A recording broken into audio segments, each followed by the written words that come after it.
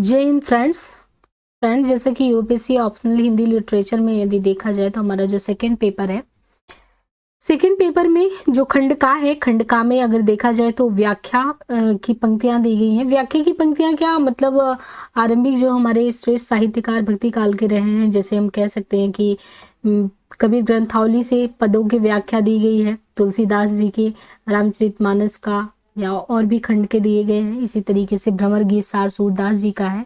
तो उसी कड़ी में बिहारी जी का एक तरीके से बिहारी के आरंभिक 100 पद की व्याख्या दी गई है, क्योंकि बिहारी सतसई के दोहे बहुत ही ज्यादा एक तरीके से कह सकते हैं कि वो प्रसिद्ध दोहे हैं, तो वो भी हमारे पाठ्यक्रम में है, तो अभी तक वो किया नहीं था। तो यहाँ पे जो आज मैं करवाने वाली हूँ, सबसे पहले ये ध्यान रखिए कि ये जो है ये पद जो है आरपीएससी जो व्याख्याता का है उसमें भी लगा हुआ है। 1 से 25 पद अगर देखेंगे, आरंभिक 100 पद देखें तो यूपीएससी ऑप्शनल में भी लगा हुआ है, तो यूपीएससी ऑप्शनल में भी हो गया। और यूजीसी नेट जेआरएफ में देखेंगे तो वहां भी लगा हुआ है। ऐसे नहीं कह सकते सिर्फ एक ही जगह के लिए, ये प्रासंगिक उतना ही सभी के लिए है। तो सबसे पहले हम पहले वाले ही इस आज के वीडियो में व्याख्या नहीं करवाएंगे। सबसे पहले कवि बिहारी के परिचय से संदर्भित जितनी चीजें हैं, तो उनके परिचय से संबंधित चीजें आज हम यहाँ पे डिस्कस करेंगे, और फिर आगे हम किन किन चीजों पे बात करेंगे, जैसे व्याख्या पे बात करेंगे, फिर बिहारी काव्य संबंधी दृष्टिकोण पे बात करेंगे, बिहारी के काव्य में श्रृंगार पक्ष की बात करेंगे, बिहारी की सामाजिक चेतना क्या रही है, बिहारी की भक्ति भावना क्या रही है, बिहारी का काव्य शिल्प रहा है, इन सारी चीजों पे बात करेंगे। और बाकी तथ्यवार जितने भी चीजें ये, और मैंने सेल्फ हैंडमेड जो अपने खुद के नोट्स हैं वो भी यहाँ इंक्लूड कर दिए हैं। तो बहरहाल जितने भी तथ्यात्मक आंकड़े कवि बिहारी संदर्भित आ सकते हैं, उन सारी चीजों को मैंने एक जगह किया है, क्योंकि पहले मैं डायरेक्ट ही प्रश्न पत्र को डिटेल कर देती थी, फिर वहां से यूपीएससी मेंस की दृष्टि से रखती थी। लेकिन मैं यहाँ पे जो कर रही हूँ उसको यूजीसी नेट जेआरएफ वगैरह को भी ध्यान में रखे कि ये और भी लोग बिहारी से संबंधित अगर कोई वीडियो सर्च करे तो वो चीज इनको फर्स्ट वीडियो में ये चीजें मिल जाए। बाकी फिर सेकेंड वीडियो से आज ऑप्शनल व्याख्या संदर्भी चीजों को हम लेके चलेंगे। देखिए सबसे पहले अगर हम बात करें कवि बिहारी जी के बारे में, तो हम सबसे पहले रीतिकाल के बारे में पढ़ते हैं। तो रीतिकाल में जैसे रीतिकाल को हम 3 दृष्टियों से देखते हैं कि रीतिकाल जो बनी परिपाटी है, बनी बनाई, तो उसमें भी रीति सिद्ध कभी भी हुए हैं, रीति से बद्ध भी कभी हुए हैं, रीति से मुक्त भी कभी हुए हैं। रीति यानी किसी चीज की लीक या परिपाटी पे चलना, जैसे किसी भी समय का, जैसे भक्ति काल का, तो एक तरीके से वो भक्ति भाव की परिपाटी का समय हो, ऐसे एक रीति होती है, हर एक समय की रीति होती है। तो वही चीज कहा गया है कि यहाँ पे जब हम बात करेंगे तो ये जो जिनका बात कर रहे हैं, जो कवि हमारे श्रेष्ठ जन कवि हिंदी साहित्य जगत में अपने बहुत ही कम दोहों से इतना ज्यादा प्रसिद्धि प्राप्त किए हैं, तो कवि बिहारी जी हैं। ये जो कवि हैं ये रीति सिद्ध काव्य में ख्याति लब्ध व्यक्ति हैं। रीति सिद्ध यानी जिन्होंने एक तरीके से रीति काव्य के कवियों की तरह ही लक्षण उदाहरण की परिपाटी का अनुसरण नहीं किया, किंतु लक्षणों को ध्यान में रखकर रचना की है।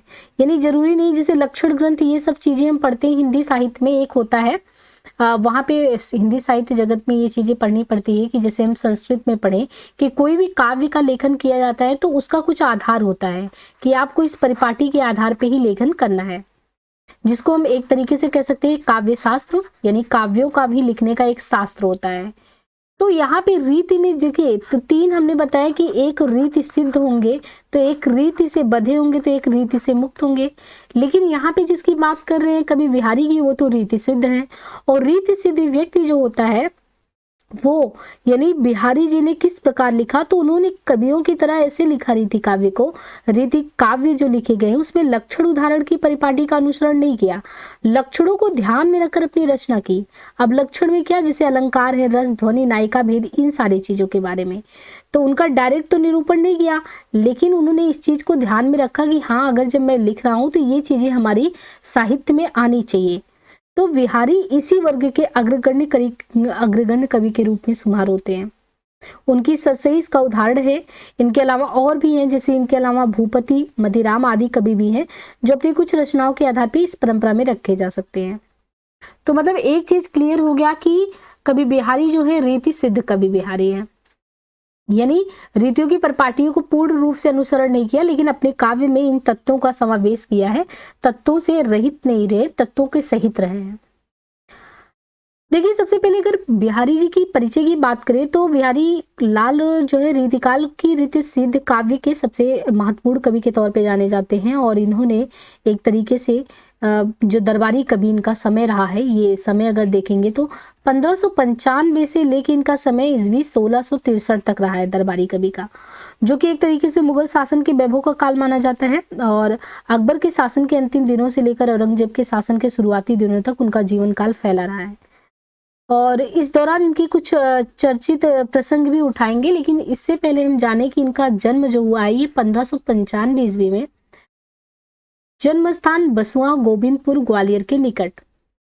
बचपन में 8 वर्ष की अवस्था में पिता के साथ ये ओरछा है और संपूर्ण बचपन इनका बुंदेलखंड में ही बीता था। बिहारी लाल चौबे इनका पूर्ण नाम था, यानी बिहारी जी का पूरा नाम क्या है? बिहारी लाल चौबे। ये होता है कि जो भी हमारे साहित्यकार हमारे पाठ्यक्रम में लगे हैं तो उनसे संबंधित कुछ जानकारी हमारे पास होनी चाहिए। अब इनके पिता है केशव राय, इनका निधन हुआ है 1663 में। तो ये कुछ कवि बिहारी का जन्म हो गया, जन्म स्थान है बचपन, पूर्ण नाम, पिता, निधन, उनसे संबंधित कुछ फैक्चुअल तथ्यों को मैंने यहाँ समावेश कर दिया है। आगे बिहारी के जीवन के विषय में प्रसिद्ध दोहा भी है, एक तरीके से ये देखिए ख्यातिलब्ध दोहा भी है उनके संबंध में अगर देखें कि जन्म ग्वालियर जानी एक खंड बुंदेले बाल, और आगे कहते हैं कि तरुणाई आई सुधर मथुरा बसी ससुराल। तो जन्म ग्वालियर जानी एक खंड बुंदेले बाल, तरुणाई आई सुघर मथुरा बसी ससुराल। एक तरीके से इनके बारे में ये तथ्य भी है कि बिहारी के जीवन में ये जो ग्वालियर है, ग्वालियर इनके लिए बहुत ही ज्यादा एक तरीके से इनके जन्म स्थान के संदर्भ में ये दोहा कहा जाता है कि वहाँ के जन्मे और मथुरा इनका ससुराल है। इस टाइप में ये पंक्ति भी बहुत ज्यादा एक प्रसिद्ध दोहा है कि कहाँ पे जन्म हुआ और कहाँ के बुंदेले, यानी बाल्यावस्था के से बीता बुंदेलखंड, तरुणाई जब तरुण हो अवस्था हो गई तो बसी मथुरा, बसी इनका मथुरा में ससुराल बस गया। देखिए, एक बात है कि बिहारी जी के बारे में ये है कि बिहारी जी जो है किस परंपरा में दीक्षित रहे हैं, तो ये दीक्षित भी रहे हैं। अगर देखा जाए तो इनका जो है निम्बार्काचार्य, अगर देखें तो यहाँ पे देखिए ये चीजों के बारे में बताया गया कि निम्बार्क संप्रदाय, क्योंकि जब हम पहली इनकी दोहा पढ़ेंगे मेरी भव राधा हरो, तो वो चीजें देखेंगे कि राधा नागरी शो, यानी राधा की स्तुति गायन कैसे मंगलाचरण में इन्होंने किया है। तो सबसे पहले कि जन्म ग्वालियर जानिए खंड वाला, तो ये हो गया कि इनसे इनका पूरा ये पता चल गया। गुरु के इनके नाम है नरहरि, वृंदावन में निम्बार्क संप्रदाय में दीक्षा ग्रहण किए, यानी गुरु भी अगर निम्बार्क संप्रदाय में तो इनका भी वही संबंध है। और इनका शिक्षा जो हुआ संस्कृत, प्राकृत, ज्योतिष का गहन अध्ययन वगैरह हुआ। जीविकोपार्जन के लिए जहांगीर दरबार सहित अनेक दरबारों से वृत्ति प्राप्त किए, शाहजहां के विशेष कृपा पात्र हैं।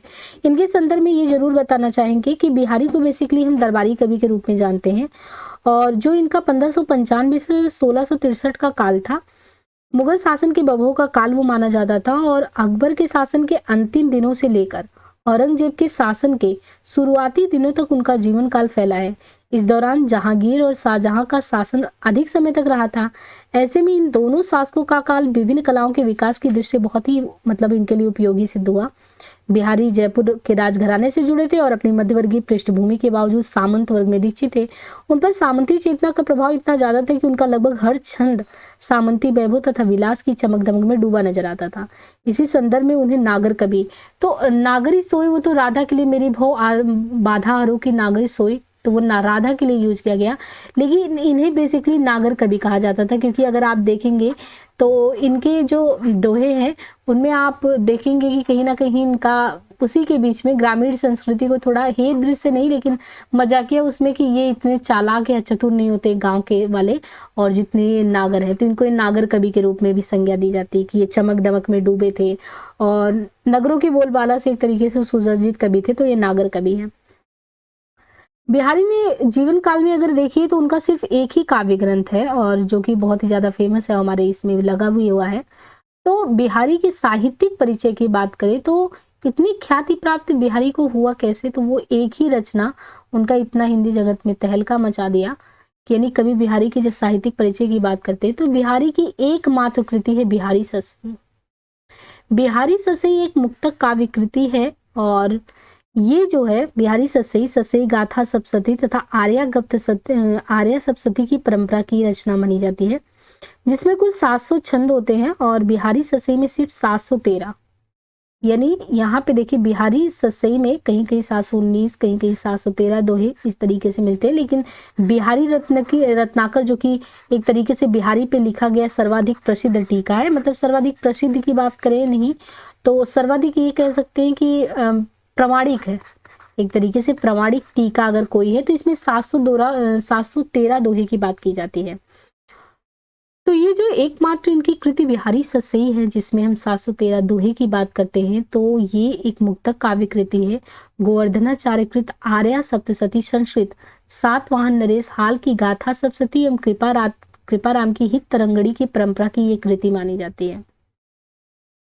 और इसी एकमात्र ग्रंथ ने बिहारी की ख्याति इतनी बढ़ा दी कि सतसई शब्द का अर्थ ही बिहारी ससई हो गया। अब जब भी सतसई यानी 700 और जब भी अगर बात की जाती है ससई की तो ससई का नाम लेते ही फिर तुरंत एक कौन आता है, ये तो बिहारी ससई की, यानी एक रचना और एक रचना ने ही उनको इतना ख्याति लब्ध बना दिया। बिहारी ससई की भाषा की बात करें तो ब्रज और छंद दोहा।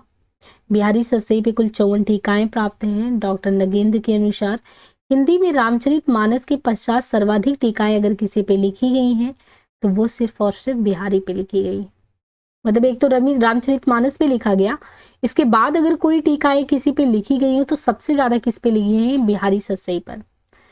और इनके बारे में बात करें कि बिहारी जी की ये तो कह रहे हैं कि प्रथम टीका किसका है, तो कृष्ण कवि ने कविता और सवैया छंदों में रची है। हालांकि मैंने अपने हैंडमेड नोट्स लास्ट में लगा दिए हैं जिससे जितने भी क्वेश्चन बन सकते हैं इनके टीका से संबंधित और भी फेमस जो भी चीजें हैं तो वो सारी चीजें मैंने एक ही जगह इंक्लूड कर दी है। तो ये तो फिलहाल प्रथम टीका की बात है कि कृष्ण कवि ने इनके कविता और सवैया छंदों में रची।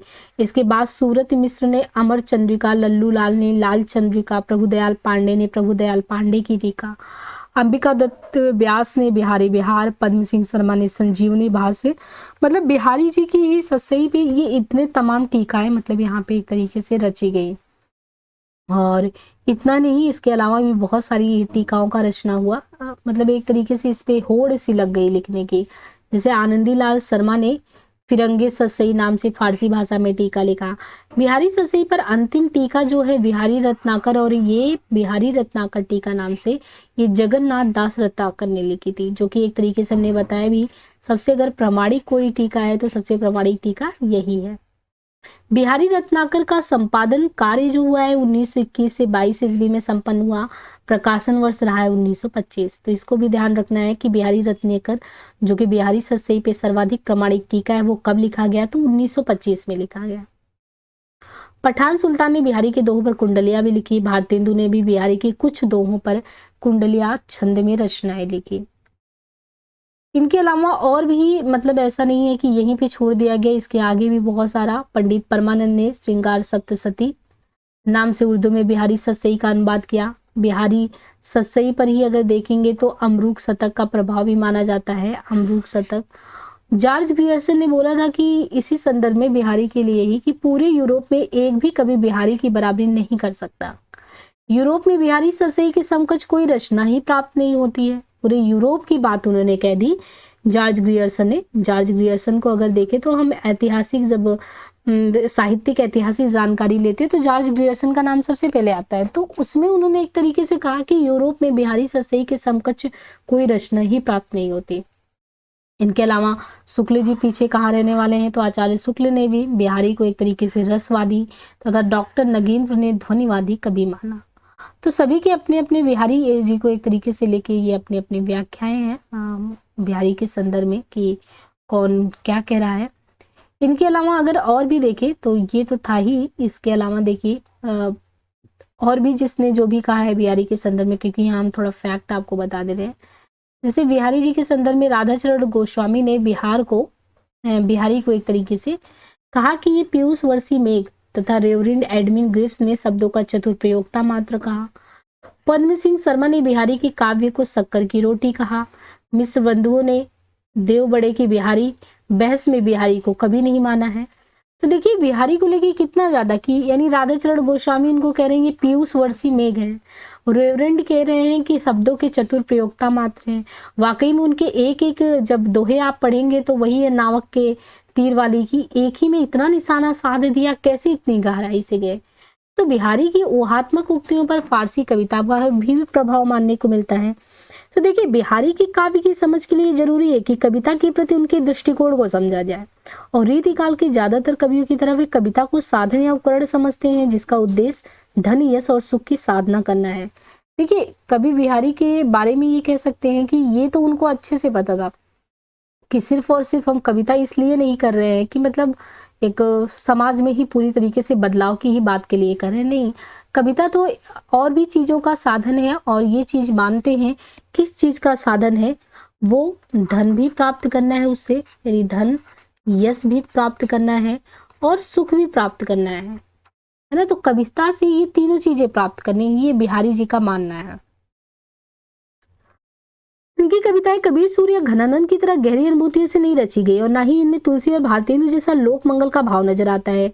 अब जैसे देखिए तुलसीदास जी की जो भी हम रचनाएं पढ़ेंगे तो एक चीज उसमें कॉमन ये देखने को मिलता है कि तुलसीदास जी की रचनाओं में जब हम जाते हैं तो उसमें ये ध्यान रखते हैं कि वो जब भी करते हैं तो लोक मंगल की साधना अवस्था, मंगला अवस्था, इस टाइप में बात करें। कबीर जी का भी देखिए तो सभी कबीर जी का एक तरीके से समाज सुधार का रूप, लेकिन ये रहे दरबारी कवि। और दरबारी कवि होने के नाते इनका देखिए कि इन्होंने इसको इस दृष्टिकोण से लिया कि यह है कविता ही नहीं बल्कि हर कला जीवन में रस और आनंद पैदा करने का साधन है। उनकी घोषणा है कि जो इस रस में पूरी तरह डूब गया वो पार हो गया, जो नहीं डूबा उसका जीवन बेकार हो गया। तंत्रीनाथ कवित्र सरस राग रतिरंग अनबूढ़े बूढ़े तिरे जे पूढ़े सब संग, यानी इसमें आके और एक तरीके से बस यहीं पर अटक नहीं जाना है, उसको पार भी लगाना है। आगे देखिए कविता के संदर्भ से उठ के अगर बात करें, कुछ इनके बारे में और भी फैक्ट रह गए, जैसे कल्पना की समाहार शक्ति। देखिए इनका भाषाई पकड़ जो है जबरदस्त है, फिर तभी तो इतने गुत्थम गुत्थ यानी 713 दोहों में इतना तहलका मचाना ये कैसे होगा जब आपका लेखन कौशल वाकई में बहुत ही अलग हो। तो इनके में कल्पना की समाहार शक्ति है, लेकिन ये जो भाषा की समाज शक्ति है वो अद्भुत है। श्रृंगार पक्ष को ये उजागर करते हैं। बिहारी के काव्य के श्रृंगारिक पक्षों को मुझे देखना भी है अभी कि श्रृंगारिक पक्षों में इन्होंने कैसे दोहे को लिया। कुछ नीति की त्रिवेणी भी लहर दिखती है। बिहारी की बहुयोग्यता की दृष्टि से बिहारी ससई एक कालजयी कृति है। बिहारी मूलतः एक श्रृंगारी कवि, अति सत्संगी में एक तरीके से असई अतः ससई में श्रृंगार के संयोग और वियोग का सुंदर चित्रण देखने को, ये एक तरीके से बिहारी के काव्य शिल्प की बात हो जा रही है कि उनमें अगर देखिए काव्य शिल्प से संबंधित क्या गुण है। भाव एवं प्रसंग के अनुरूप अलंकार, सब शक्ति का प्रयोग, चित्रात्मकता, नाद सौंदर्य, लोकोक्ति, मुहावरे, ये सब कुछ है। तो इनकी शिल्पगत विशेषताओं की बात करें तो कवि बिहारी में ये सारी चीजें देखने को मिलती है। और नहीं तो फिर एक ही दोहे को देखिए और एक ही दोहे उनका कितना ज्यादा एक तरीके से ये दोहा फेमस है। बिहारी ससई के विषय में ये दोहा कितना प्रसिद्ध है। अगर उनके अंदर ये सारी चीजें नहीं विद्यमान होती तो फिर ये दोहा जो अपने आप में है, ससैया के दोहरे ज्यों नावक के तीर, देखन में छोटे लगे घाव करे गंभीर, नहीं, यानी एक तरीके से गागर में जो सागर भरने की कला है वो बिहारी की अद्भुत है। और वही हिंदी साहित्य जगत में बिहारी को एक अलग ही रूप में ले जाके खड़ा कर देता है। यहाँ से आपकी व्याख्या की पंक्तियां शुरू हो जाती हैं, यानी बिहारी रत्नाकर। यहाँ पे देखिए, मेरी भवबाधा हरो राधा नागर सोई, जातन की झाई पड़े श्याम परित हरित दुत होए। तो ये भावार्थ वगैरह अर्थ वाला तो करवाएंगे, क्योंकि आज इसको हम नहीं कराएंगे फर्स्ट डे। सबसे पहले देखिए यहाँ पे कुछ अपने हैंडमेड नोट्स जो है उसको यहाँ से देख लेते हैं। बिहारी से संदर्भित जो भी चीजें छूट रही हैं तो वो सारे एक ही जगह पे यहाँ पे हो जाएंगे कवर। फैक्चुअल जो भी चीजें हैं अगर देखा जाए तो देखिए बिहारी जी के संदर्भ में कुछ चीजें ये है कि फर्स्टली शुरुआत में ही बात कर लिया था मैक्सिमम चीजों का यहाँ पे, लेकिन ठीक है यहाँ देखते हैं पहले कुछ चीजें, थोड़ा जूम कर ले इसको।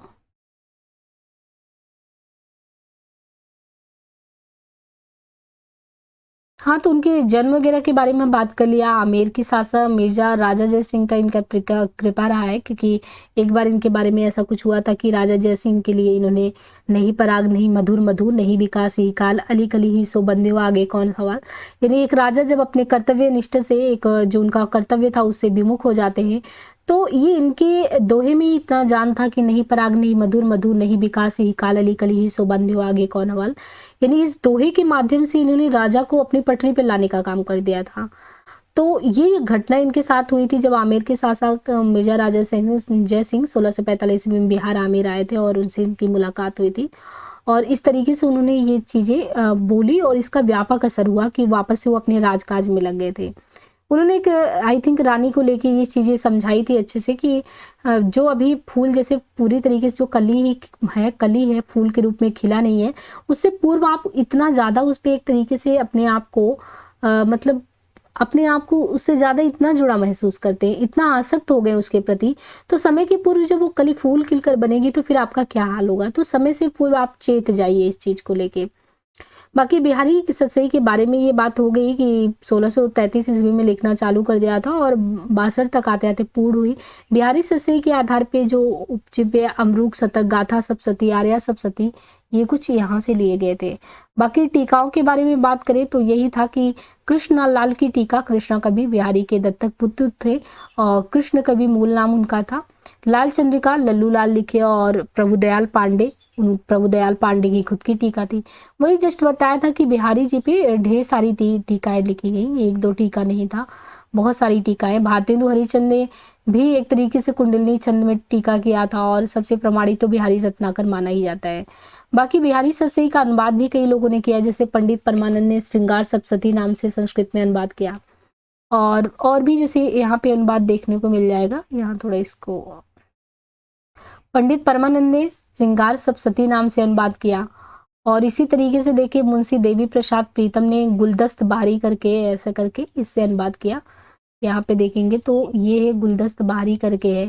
फिर पंडित आनंदीलाल करके हैं फिरंगी सतसई से था बिहारी सतसई की भाषा। तो बिहारी का काव्य ध्वनि संप्रदाय से प्रभावित है, संयोग रस के हैं।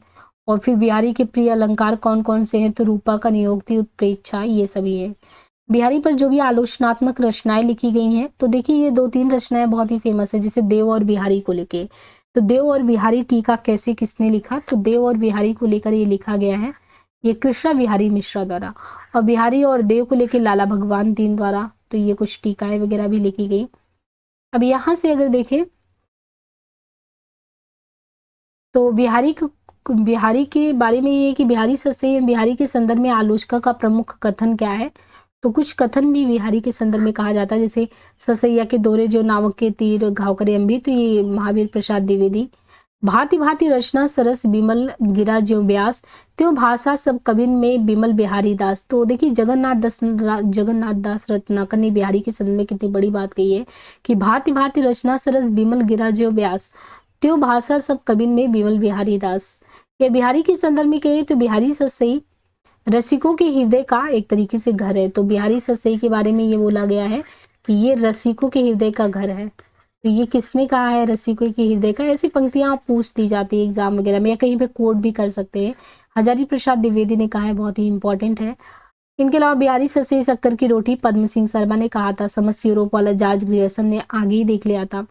इसी तरीके से इस छोटे से ग्रंथ में इस कविरत्न ने मानो समुद्र कुंजे में बंद कर दिया है। तो ये मिस्र बंधुओं ने कहा था कि छोटे से ग्रंथ में कविरत्न ने मानो समुद्र कुंजे में बंद कर दिया हो। श्रृंगार रस के ग्रंथों में जितनी ख्याति और जितना मान बिहारी सतसई का हुआ और उतना किसी का नहीं। इनका एक एक दोहा हिंदी साहित्य में एक रत्न के समान माना जाता है। और फिर बिहारी सतसई ग्रंथ उनकी इतनी बड़ी कीर्ति का आधार है कि वस्तुतः किसी कवि का यश उसकी रचनाओं की परिपाटी का ही परिणाम होता है। तो बहुत एक तरीके से ख्याति लब्ध तो स्थिति रही है बिहारी जी की, अगर बिहारी सतसई को लेके देखा जाए तो। जिस कवि में कल्पना की समाहार शक्ति हो, साथ ही भाषा का समाहार शक्ति हो, तो वाकई में वो सफल है ही। तो इस तरीके से बिहारी अपने आप में बहुत ही सफल कवि रहे हैं। आगे कुछ और भी तथ्य हैं इनके बारे में कि यहाँ से देखिए इनके दोहे क्या है, यानी रस के एक छोटे के से मतलब एक रस के छोटे छींटे के समान है, क्योंकि बिहारी के व्यक्तित्व में 3 गुण। अब वो तीनों गुणों में अगर देखा जाए तो उनके गुण जो है तीनों, यानी प्रतिभा तो है ही भाई, बिना प्रतिभा के कैसे अध्ययन अध्यापन और फिर लेखन कार्यरत हुए। तो प्रतिभा भी है, लेकिन साथ ही साथ प्रतिभा के साथ अभ्यास भी है। तो प्रतिभा अभ्यास प्लस अध्ययन मनन चिंतन, ये बिना किए नहीं होता है। तो ये तीनों चीजें हैं और तीनों का समन्वय देखने को मिलता है। यदि सूर सूर तुलसी शशि उड़गन केशवदास तो बिहारी पीयूष वर्षी मेघ है, ये किसने कहा? राधाचरण गोस्वामी ने कहा। बिहारी हिंदी के चौथे रत्न हैं, ये किसने कहा? लाला भगवान देव ने कहा। करी कमाई सस्सई भरी स्वाद अनेक, बिहारी खुद ने कहा। और विश्वनाथ सिंह ने कहा बिहारी मुक्तक साहित्य के बेजोड़ कवि हैं। बिहारी सस्सई रामचरितमानस के बाद सर्वाधिक प्रचारित कृति है। इसको आप यूज कर सकते हैं जब हम व्याख्या वगैरह हम लोग करेंगे, तो जब प्रसंग लिखते हैं, व्याख्या या खासकर विशेष जब लिखते हैं, जब कोई भी व्याख्या का विशेष लिखते हैं, तो अगर आपको किसी का कोटेशन याद है, जैसे बिहारी हिंदी के चौथे रत्न है, तो थोड़ा सा अपने विशेष को बहुत अच्छे से व्याख्यायित कर सकते हैं, क्योंकि यहाँ से मार्किंग अच्छी खासी होती है। अगर व्याख्या पे 2 है तो यहाँ पे 3 मिल जाएगा, तो आपका विशेष बहुत विशेष होना चाहिए। बाकी रीतिकाल के सबसे अधिक लोकप्रिय कवि कौन है? बिहारी हजारी प्रसाद द्विवेदी। बिहारी दोहे के बादशाह है, कितनी बड़ी बात है, बिहारी दोहे के बादशाह है, बलदेव उपाध्याय ने कहा। बिहार सर से ही शक्कर की रोटी, तो वो हो ही गया। बिहारी का विरह वर्णन उत्कृष्ट है, पद्म सिंह शर्मा ने कहा। हिंदी कवियों में श्रीयुत महाकवि बिहारी लाल का आसन सबसे ऊंचा है, किसने कहा? पद्म सिंह शर्मा ने कहा। यानी वही चीज है कि कोई भी रचनाकार जिस तरीके से होता है, तो समय के साथ जितने भी लोग हैं वो उस रचनाकार की तारीफ और वो सारी चीजें तो करते हैं। तो बिहारी जी के बारे में भी ये सारी चीजें यहाँ पे की गई हैं। आगे देखिए कि बिहारी के संदर्भ में है कि तुलसी के मानस के बाद यदि किसी ग्रंथ को साहित्यिक लोकप्रियता प्राप्त हुई तो बिहारी सस्सई को, ये लक्ष्मी सागर वारसेयर ने कहा। बिहारी की ऐसी रस व्यंजना का पूर्ण वैभव उनके अनुभव के विधान में ही दिखाई देता है। तो देखिए ये किसने कहा है? रामचंद्र शुक्ल जी ने कहा है कि वो जो रचना का एक विधि विधान दिखता है। या मुक्तक कविता में जो गुण होना चाहिए वह बिहारी में चरमोत्कर्ष पर पहुंच गया है। मुक्तक में रस के ऐसे छींटे पड़ते हैं जिनकी हृदय कलिका जिनके पढ़ते ही थोड़ी देर के लिए खिल जाती है। और फिर रीतिकाल के सबसे अधिक लोकप्रिय कवि के रूप में हम किनको मानते हैं? तो कहीं ना कहीं वो चीज बिहारी जी को मानते हैं। तो ये हजारी प्रसाद द्विवेदी का कथन है। तो आपने देखा कि काफी मतलब अलग अलग लोगों ने किस तरीके से बिहारी को एक तरीके से सराहा है, और वाकई में उनकी रचनाएं अपने आप में हिंदी जगत के लिए बहुत कुछ देने वाली हैं। अब यहाँ पे देखिए बात करेंगे हम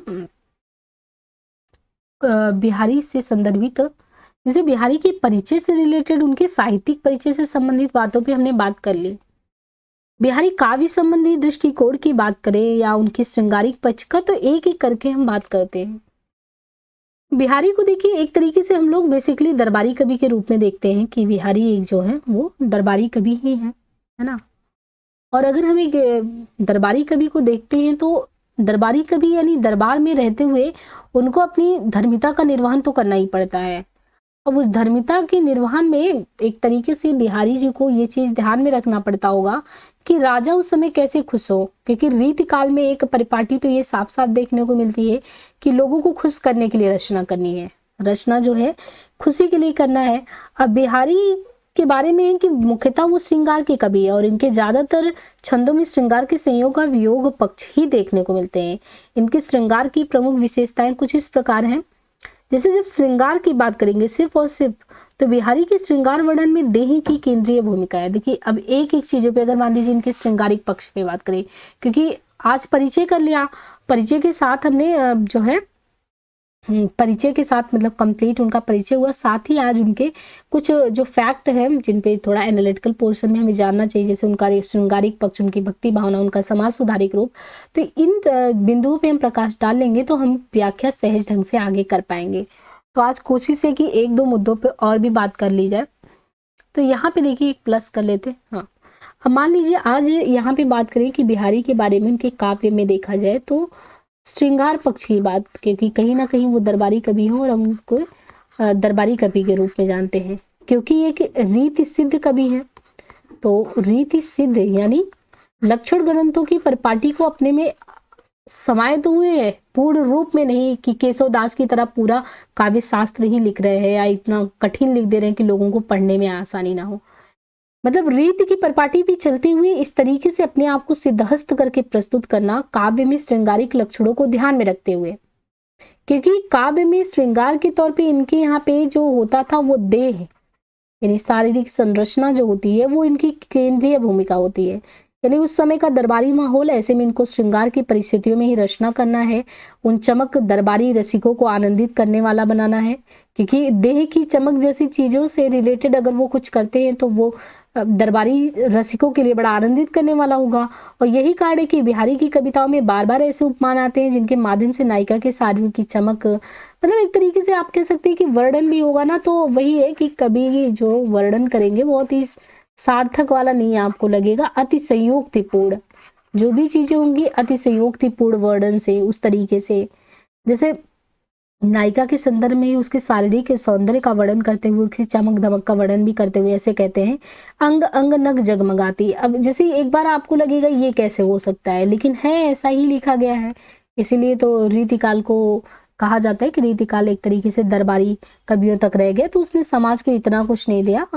तो अंग अंग जगमगाती, अब देखिए यहाँ पे ही देखेंगे, अंग अंग जगमगाती, दीप शिखा सी दे, तो आपको लगेगा कि शारीरिक संरचना हाव भाव इतना दीप जैसा जल रहा है, दीप शिखा सी दे। अब यही है, मान लीजिए इनके दोहे ही हैं एक।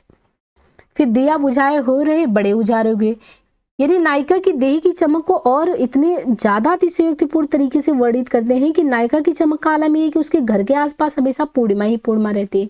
अब बताइए, बत्ती बत्ती जलाने की जरूरत नहीं पड़ती, इतनी नायिका चमकती रहती है। तो एक अतिशयोक्तिपूर्ण बातें हो गई, अतिशयोक्तिपूर्ण बातें एक तरीके से देखने से लगता है। और वो कहते हैं कि नायिका की चमक हाव भाव इन सारे को देख के लगता है कि उसके आसपास, उसके घर के आसपास और किसी चीज की जरूरत ही नहीं है, क्योंकि वहां पे देखिए तो नायिका की चमक इतनी ज्यादा है कि उसके यहाँ पे आसपास अगर देखा जाए तो पूरी तरीके से उजाला ही उजाला विद्यमान रहता है। तो कवि बिहारी की यही चीज है कि हाँ, उन्होंने इसी तरीके से श्रृंगारिक पक्षों पे और भी कहते हैं कि जैसे पंचांग की तिथि से ज्ञात करना है कि आज कौन सा दिन है, तो अब उसी के घर के आसपास आप जा रहे हैं तो पता चल रहा पतरा ही तिथि पाइए व घर के चाहू पास, नित्य प्रति पुण्यो रे आनंद ओपुजास।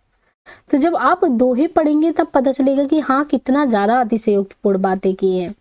बिहारी की श्रृंगार वर्णन की एक महत्वपूर्ण विशेषता और भी देखने को, यानी श्रृंगारिक वर्णन में जहाँ पे एक तरीके से इनके देह केंद्र में है, वहीं पे एक तरीके से इनका अनुभव भी अगर रखेंगे तो अनुभव भी केंद्रित है। ऐसा नहीं है कि अनुभव नहीं है, बिना अनुभव के ही कोई भी चीज को व्याख्यायित करें, तो अनुभव को भी केंद्र में रखा है। अनुभव का संबंध मतलब एक तरीके से है अनुभव केंद्रित होना, कि अनुभव का संबंध रस सिद्धांत से है, मतलब भाव विभाव अनुभाव संचारी भाव, ये चार जो होते हैं, भाव विभाव अनुभाव।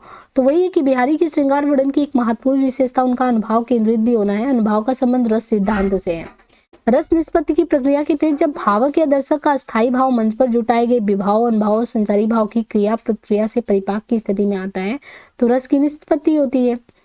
अब अनुभाव का मतलब ये होता है कि जो मन में भाव उत्पन्न हुआ है उसके बाद जो हो, यानी कि मन में उत्पन्न भावों की अभिव्यक्ति को ही अनुभाव कहा जाता है।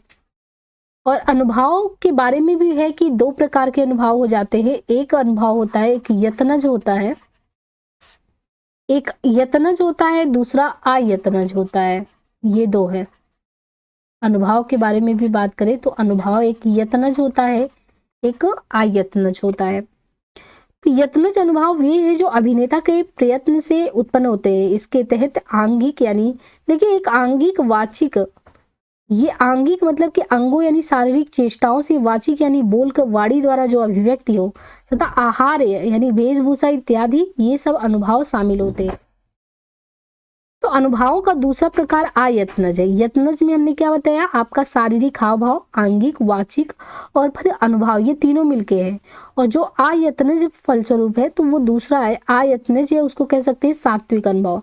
जब अभिनेता किसी चरित्र के अभिनय से मतलब उसमें इतना खो गया कि उसे खुद नहीं पता चल रहा है कि वो अलग है। मान लीजिए आप दिव्या उपन्यास पढ़ रहे हो और दिव्या उपन्यास पढ़ते वक्त आपको लग रहा है कि नहीं आप ही दिव्या हो, जो भी दिव्या के साथ घटनाएं घटित हो रही है वो आप पे हो रही है, यानी आप उसके साथ खो चुके हो, उसके साथ ही अपने दुख को भी एकदम बिल्कुल वही समझ रहे हो, मतलब आप उससे अलग समझ ही नहीं पा रहे हो। तो ऐसी स्थिति होती है आयत्नज या सात्विक अनुभव की। और जब पृथक होने का बोध नहीं रह जाता, भावनाओं के अनुकरण के कारण ये अनुभव व्यक्त होते हैं जिन्हें चाह कर या प्रयास पूर्वक व्यक्त नहीं कर सकते। तो सात्विक अनुभव के प्रमुख उदाहरण है जैसे स्वेद, कंप, अश्रु। अक्सर देखिए जैसे मान लीजिए दिव्या उस संकट में फंसी है, तो आप दिव्या उपन्यास पढ़ रहे हैं, आप भी अपने को वही महसूस करें, उससे पृथक नहीं महसूस करेंगे। फिर आपको क्या आएगा, पसीना भी आ सकता है, कंपन भी हो सकती है, जड़ता भी हो सकती है, मूर्छा भी आ सकती है, आंसू भी आ सकते हैं।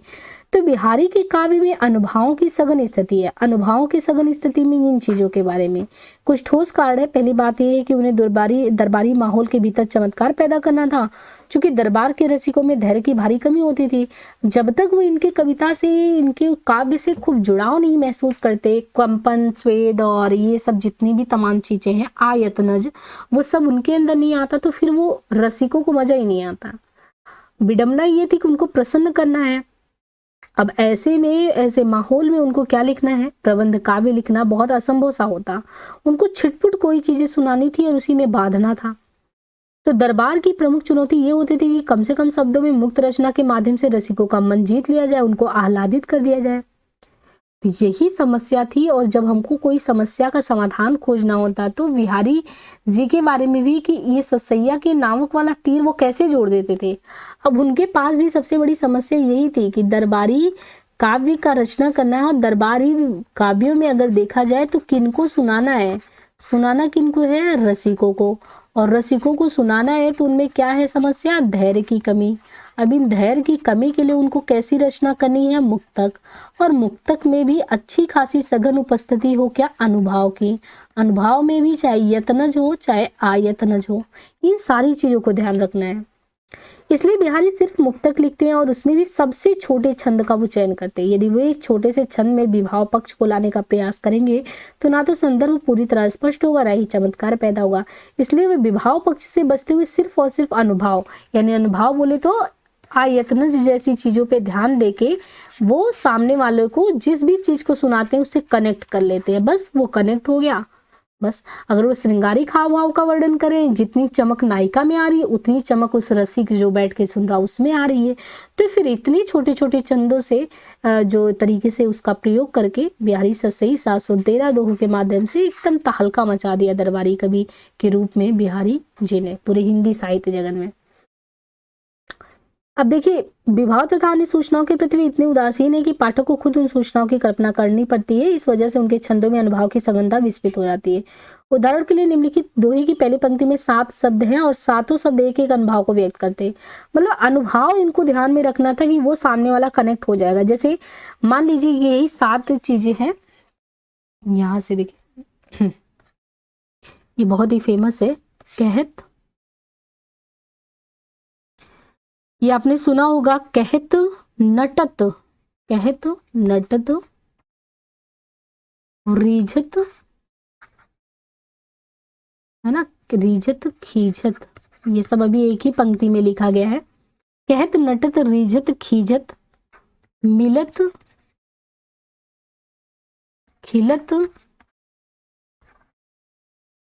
मिलत खिलत लजियात, मिलत खिलत लजियात, भरे भवन में, मौन लिख दिया, भरे भवन, भवन है ये, भरे भवन में करत है, फिर राइटिंग कम अच्छी बन पा रही है, अभी हैबिट नहीं हो पा रहा है लिखने का। नैनन ही सो बात, ये मान लीजिए है दोहा, ये है बिहारी जी की।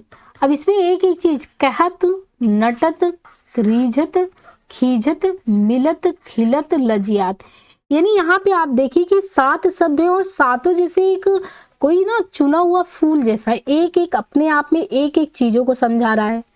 तो अनुभव की जो सघनता है बिहारी जी के कहत नटत रीझत खीझत मिलत खिलत लजियात, यानी एक ही वाक्य में इतना सघनता प्रदान कर दिया गया कि अपने अपने आप में एक एक चुने शब्दों का इस प्रकार उन्होंने इस्तेमाल किया है कि वे वर्णन बेहद बिंबात्मक से प्रतीत होते हैं। कि जैसे हमने कहा कहत नटत, तो कोई कह रहा है, थोड़ा नाटकीय ढंग से प्रस्तुत कर रहा है, रीझ रहा है, खींच रहा है, मिल रहा है, खिल रहा है, फिर लजाना हो रहा है, यानी सारी क्रियाओं को, कभी एक सेंटेंस बनाइए उसमें इतनी क्रिया को ठोस दीजिए। तो ये चमत्कार इतने छोटे वाक्यों में बिहारी जी ने ही किया है, इसीलिए तो इनको सरताज एक तरीके से पहना दिया गया कि भाई ये रिश्ते सिद्ध कवि, जिस तरीके से बिहारी ने जो छोटे छोटे दोहे के माध्यम से इस तरह हिंदी जगत में तीर चलाया है, वो और किसी में नहीं देखने को मिलता। इसलिए 713 दोहों में आज वो कितना आगे है। तो अनुभाव की सघनता ने बिहारी के श्रृंगार वर्णन को बेहद बिंबात्मक और सजीव बना दिया। चूंकि अनुभाव का संबंध नायक नायिका के चेष्टाओं से है, इसलिए स्वाभाविक है कि चेष्टाओं का वर्णन होने पर बिंब बनेंगे ही। और बाकी बिंब भाषा या चित्र भाषा में बिहारी को ऐसी महारत हासिल है कि उनके किसी किसी दोहे को पढ़ना चलचित्र जैसा लगता है। अब यही देख लीजिए, जैसा लग रहा है आपके सामने एक चलचित्र चल रहा हो। उदाहरण के लिए दोहे में नायिका राधा द्वारा नायक कृष्ण की बांसुरी को छिपा देना और उनकी खोज की प्रक्रिया में होने वाली नोकझोंक के बारे में, कि ये भी एक बहुत ही ज्यादा फेमस कोट है इनका, कि एक तरीके से बतरस लालच लाल की, इस सबको तो एक कुछ कोटेशन तो आपको याद भी होना चाहिए। बतरस लालच लाल की, बतरस लालच लाल की मुरली धरे लुकाए। अब ऐसे लगेगा कि हाँ बिल्कुल ऐसा ही हो रहा है, बिल्कुल आपके सामने हो रहा है। मुरली धरी लुकाए, सो करे भवन हंसे, मैं बोल दे रही हूँ, ये लिखा भवन हंसे, देन कहे नट जाए करके है। तो मतलब ऐसा लग रहा है कि देखिए नायिका राधा किस तरीके से कृष्ण की बांसुरी को छिपा रही है, लेकिन ये सबसे बड़ी बात है कि आपको बिंब लग रहा है कि हाँ लालच के तौर पे देखिए मुरली को किस तरीके से राधा छिपा रही है और फिर उन लोगों में कैसे बात हो रही है भावों के माध्यम से। तो बिहारी के श्रृंगारिक प्रसंग में वियोग का भी देखिए, अगर ये सब तो संयोगिक श्रृंगार का वर्णन है, बहुत ही अच्छा लग रहा है, खुशनुमा वर्णन, लेकिन ऐसा नहीं है कि वियोग का नहीं है, वियोग का भी महत्व है। बिहारी संयोग के ही कवि हैं, क्योंकि एक तरीके से वो तो संयोग के कवि है, लेकिन वियोग भी कह सकते हैं कि ना के बराबर नहीं है, क्योंकि दरबारी माहौल वियोग वर्णन की प्रभावना एक तरीके से संभावना प्राय खारिज करता है। तब भी बिहारी ने वियोग वर्णन किया है। विप्रलंब श्रृंगार के चारों भेद, पूर्व राग मान प्रवास तथा करुण। तो विप्रलंब जो श्रृंगार होता है उसके 4 भेद हैं, पूर्व राग मान प्रवास तथा करुण। तो बिहारी से सही में चारों देखने को मिल जाते हैं। यहाँ ध्यान रखना ये जरूरी है कि वियोग की ये वर्णन चमत्कार ही ज्यादा पैदा करते हैं, भावनात्मक गहराइयों को कम छुपाते हैं। उदाहरण के लिए निम्नलिखित दोहे में नायिका करुण विप्रलंब की स्थिति में है, बिहारी ने उसका अतिशयोक्त पूर्ण वर्णन करते हुए दिखाया है। अब ये वाला बहुत ही अलग आपको लगेगा देख के कि बिहारी जी ने जिस नायिका के बारे में, क्योंकि वही है कि संयोगिक श्रृंगार का ज्यादा वर्णन हुआ है, लेकिन ये वाला जो आप पढ़ेंगे तो ये बिल्कुल अलग ही लेवल का लगेगा। इति आवत है ना, ये इति आवत चली जात उत। अब देखिए वर्णन ही किया है, लेकिन किस तरीके से उन्होंने ये किया है। इति आवत चली जात उत, जात उत चली 6 सातक हाथ, चली 6 सातक हाथ। आप लोग कमेंट वगैरह किया करिए ना, जितनी प्रतिक्रिया देंगे और जहां से भी लगेगा हाँ चीजें नहीं समझ में आ रही है तो वो आगे हम और भी उसी अकॉर्डिंग मतलब बढ़ाने की कोशिश करेंगे। बट अगर आपकी सार्थक प्रक्रिया नहीं रहती है तो फिर वही होता है कि उतना ज़्यादा फिर मोटिवेशन नहीं मिल पाता कि किस तरीके से वीडियो वगैरह बनाया जाए, कैसे चीज़ों को आगे लेके चला जाए। तो होपफुली जिसके लिए भी सेशन मतलब वो रहा करे उसको प्लीज़ लाइक शेयर सब्सक्राइब ये सब चीज़ें जो है मतलब एक तरीके से उस पर करने के लिए तो वो सब अपनी तरफ से किया करिए, है ना। देखिए यहाँ पे एक चीज़ है कि किस तरीके से यहाँ पे विप्रलंब श्रृंगार के तौर पे एक तरीके से प्रदर्शित किया गया है बिहारी जी द्वारा कि इत आवत चली जात उत, यानी इत आवत चली जात उत छली 6 सातक हाथ, चढ़ी इंडोरे सिर है लगी उसासनी हाथ। यानी इसमें भावनात्मक गहराइयों को ना छूते हुए उन्होंने विप्रलंब स्थिति को एक नायिका के बारे में की, उसका भी मतलब नायिका का भी अगर कोई बहुत दुखी है तो इस तरीके से कर दिया है कि बिल्कुल अलग ही लग रहा है। ये नागमती वियोग खंड में आपने देखा होगा कि जायसी जी ने जिस तरीके से किया था कि नागमती कैसे जल रही हैं उनके प्रेम के लिए, तो ये कुछ ज्यादा ही हो जाता है। अब यहाँ भी इन्होंने कहा है कि देखिए एक नायिका है जो मतलब वियोग में है, तो वो इतनी वियोग में वो इतनी कमजोर हो गई है कि सांस लेती है तो 6-7 हाथ पीछे चली जाती है। इतनी आवत चली जाती मतलब कोई आ रहा है और इतनी वियोग में वो इतना ज्यादा पतली हो गई, दुबली हो गई है कि चली 7 हाथ 6-7 हाथ पीछे चली जा रही है ना। और जब वो सांस छोड़ती है तो इतना आगे आ जाती है जैसे नायिका झूले की गति के समान। तो ये कौन सी नायिका है कि वियोग श्रृंगार उस पर इतना हावी हो गया है कि वो आगे आ रही तो पीछे जा रही है, पीछे आ रही तो आगे जा रही है। तो ये कुछ ज्यादा ही बिहारी जी ने अतिशयोक्तिपूर्ण वर्णन कर दिया है। तो देखिए बिहारी के श्रृंगारिक पक्षों की बात हमने कर ली है, तो आज से 2-3 मुद्दों पे हमने बात कर लिया है। एक तरीके से देखा जाए तो कवि के परिचय के संदर्भ में हमने पूरी बात कर ली है, बिहारी के सही परिचय से संबंधित सारी बातें हो गई है। और यहाँ पे जो एक ये था कि काव्य में उनके श्रृंगार की बात, तो हमने वही बताया कि उनके वियोग का भी मैंने कुछ बताया और संयोग का भी बताया। बाकी और भी चीज़ों पे और भी मुद्दों पे हमें बात करनी होगी काफ़ी अगर देखा जाए तो। देखिए यहाँ पे बिहारी काव्य संबंधी दृष्टिकोण पे थोड़ी बात की, श्रृंगारिक पक्ष पे किया, लेकिन उनकी सामाजिक चेतना, उनकी भक्ति भावना, बिहारी का काव्य शिल्प, ये सब कुछ चीज़ें के बारे में। फिर आते हैं नंबर लास्ट में आएगा व्याख्या का। और मैंने एक चीज़ और भी नहीं किया है, पूर्ववर्ती जितने भी प्रश्न आए हुए हैं यूपीएससी के ऑप्शनल लिटरेचर में, तो उन चीज़ों का भी यहाँ पे लगाया नहीं है, ना ही दिखाया है। तो काफ़ी कुछ बाकी है, उसके अकॉर्डिंग चीज़ों को आगे लेकर चलते रहना है। और आप लोगों से तो मेरा हम्बल एक ही रिक्वेस्ट है कि प्लीज़ आप लोग चीज़ों को सराहिए, समझिए, क्योंकि जो चीज़ें आपको वाकई में अच्छी मिल रही हैं, तो अगर आप उसकी कदर नहीं करेंगे तो ये आपके हिंदी साहित्य में ही कहीं पे रचना में लिखा गया है कि वो व्यक्ति तो जड़ता का शिकार है जो समय के परिप्रेक्ष्य में अगर जो चीज़ें अच्छी हैं बुरी हैं उस पर अपनी प्रतिक्रिया नहीं जाहिर करता।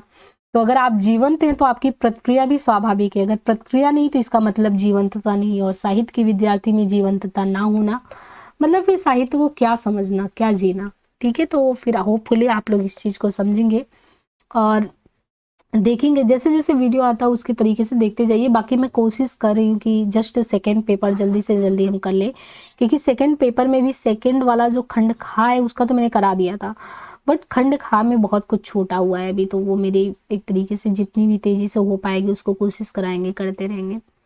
बाकी आज के लिए इतना ही, धन्यवाद।